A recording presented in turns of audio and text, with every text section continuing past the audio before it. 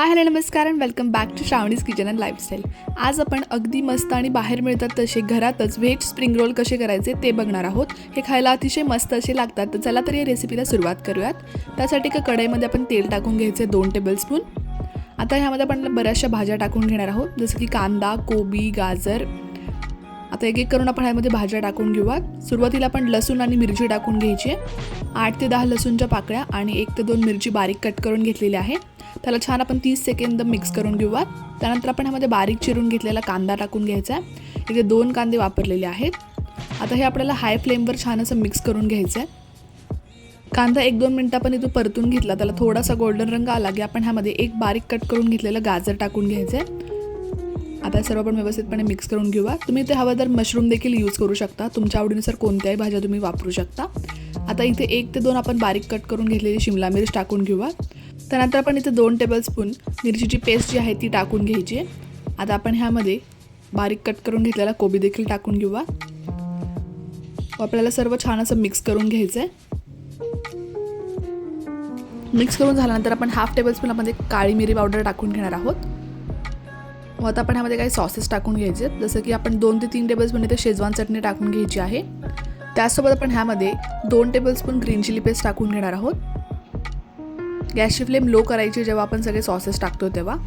1 tablespoon आपण ह्यामध्ये red chilli sauce टाकून घेतलेला आहे आणि 1/2 टेबलस्पून आपण ह्यामध्ये सोया सॉस टाकून घ्यायचा आहे. त्यासोबत 1 टेबलस्पून आपण ह्यामध्ये विनेगर टाकून घेऊयात आणि 1 टेबलस्पून आपण केचप टाकून घ्यायचा आहे.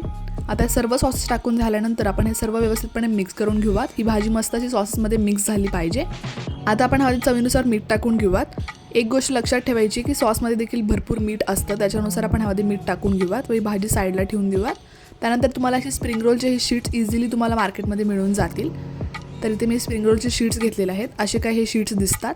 आता दाखवल्याप्रमाणे एका प्लेटमध्ये आपण ही जी एक शीट आहे ती ठेवून घ्यायची आहे आणि आपण जे स्टफिंग बनवून घेतलेलं आहे, ही जी भाजी बनवून घेतलेली आहे याच्या मधोमध आपण भरून घेणार आहोत.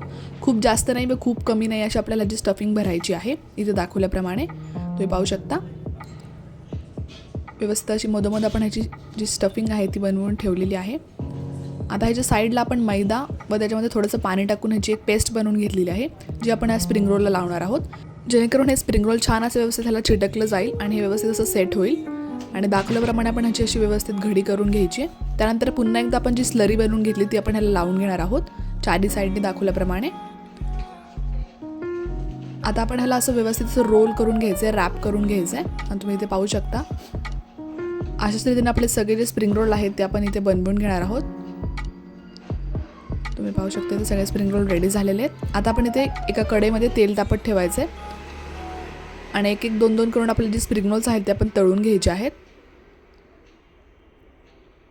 गॅसची फ्लेम हाय टू मीडियम ठेवायची आहे. जर खूप जास्त हाय ठेवली तर आपली जी भाजी आहे ती ह्याच्यातनं बाहेर येईल. आता आपले जे स्प्रिंग रोल आहेत ते आपण तळून घेऊयात 2 ते 3 मिनटानंतर आणि ते असे काही दिसतील. तुम्ही पाहू शकता अगदी क्रिस्पी मस्त असे आपले इथे स्प्रिंग रोल्स रेडी झालेले आहेत. हे खायला अतिशय मस्त असे लागतात. तुम्ही देखील ही रेसिपी नक्की ट्राय करून पाहावं. तुम्हाला याची रेसिपी कशी वाटली मला कमेंट सेक्शनमध्ये सांगायला विसरू नका. भेटत अशाच नवीन व्हिडिओसोबत. तोपर्यंत काळजी घ्या, मस्त राहा, खात राहा. बाय.